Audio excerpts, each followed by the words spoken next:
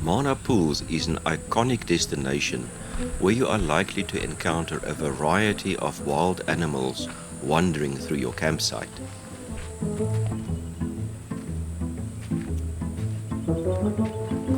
Confession time. That involved a bit of trick photography. The elephant wasn't quite as close as it looks on the video.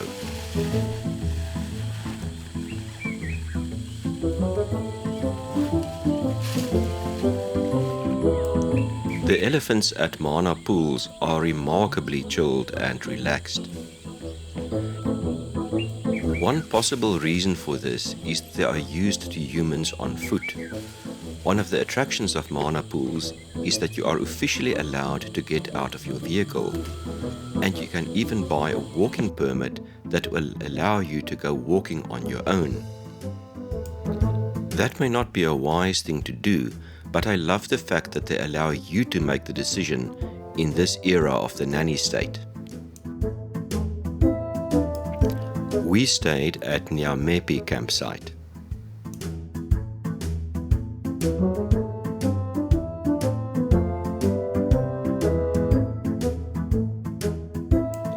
It is a beautiful setting on the banks of the Zambezi River.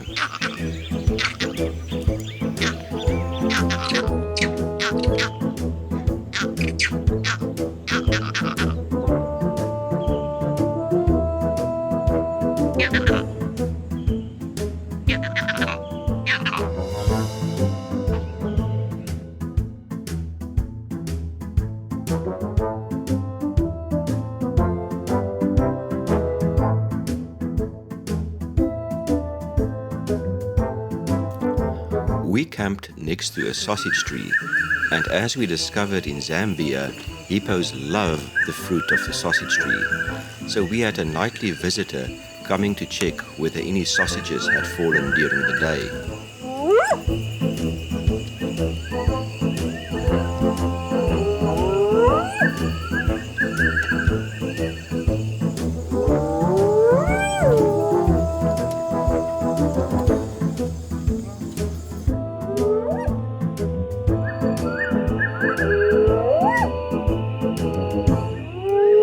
We also had the usual hyenas prowling around, as well as a lone lion on a mission.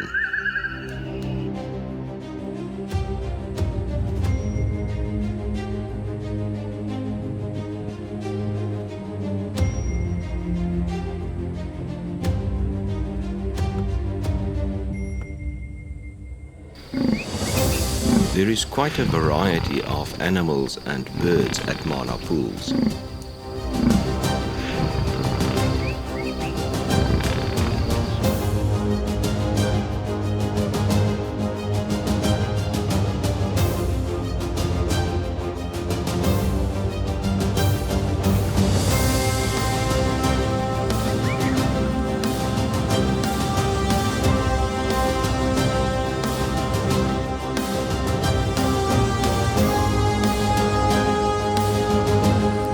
Note the crocodile in the background.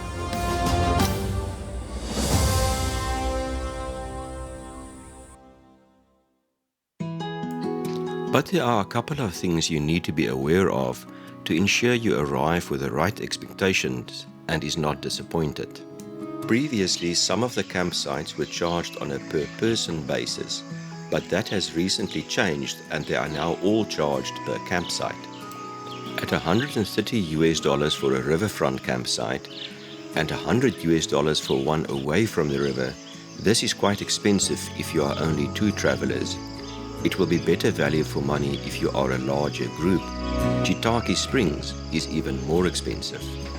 I must say, at the price, I would have expected the ablutions to be better maintained, with no shower heads and toilet doors that cannot close.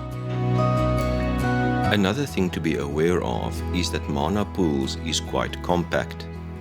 The whole of the Zambezi section of the proclaimed national park is less than 50 kilometers across. The area in which you are allowed to drive without running into a concession area or exclusive use road is only about 30 kilometers across. There are about 15 lodges and 14 campsites in the area. tourist density is therefore quite high, and you should not expect an alone in the wilderness feeling.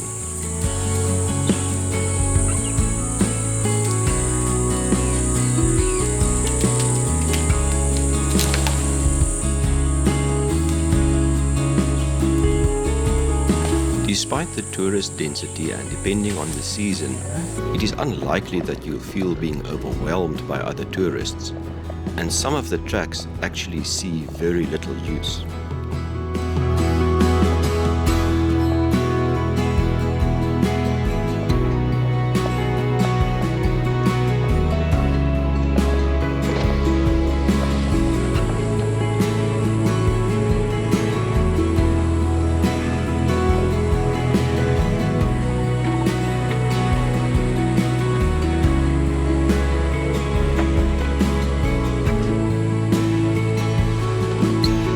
Some parts of the park appear to have a bit of a soil erosion problem, and a number of culverts and low water bridges have been washed away.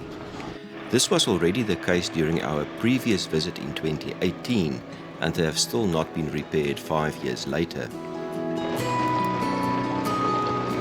But enough of the negative stuff. Mana Pools remains an iconic destination, and you should really visit if you ever get the opportunity.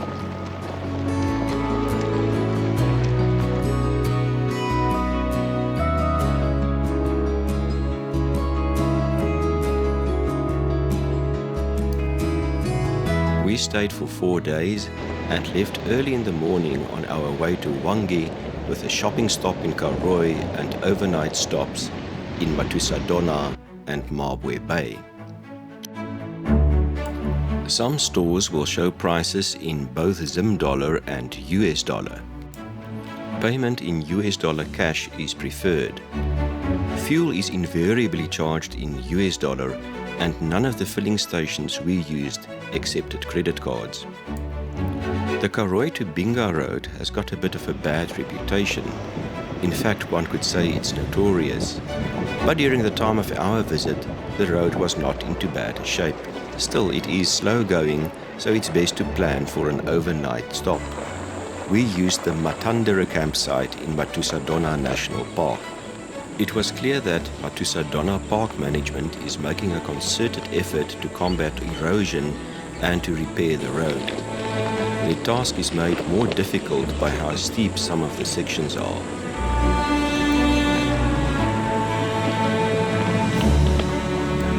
Matandere is an official but wild campsite with no facilities.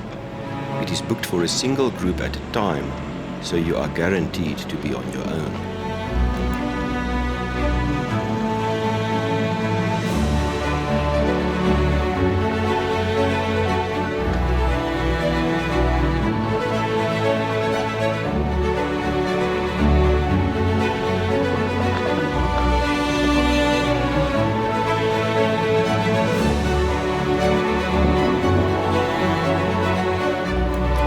From Matusadona, we went to Maabwe Bay, where we stayed for 2 days to catch up on washing.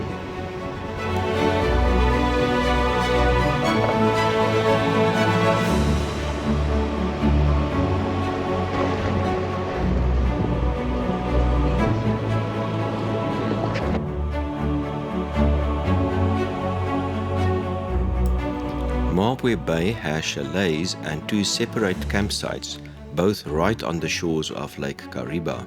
During our visit, the water level in the dam was being kept low because of work being done on the dam wall.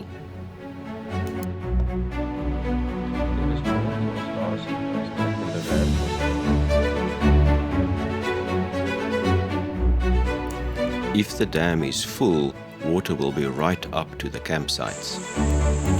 The owners, Richard and Margot Donaldson, are probably the most hospitable people we met on the entire trip. The type of people where within an hour of meeting them, you feel as if you've known them for years. They were a great source of sound advice.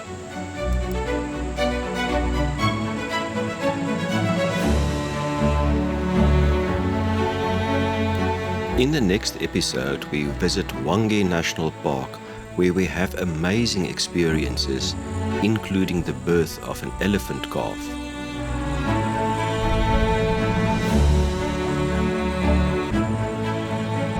However, we are also confronted with the environmental impact of elephant overpopulation and the sad results of that. If you are interested, do consider subscribing, and thank you for watching.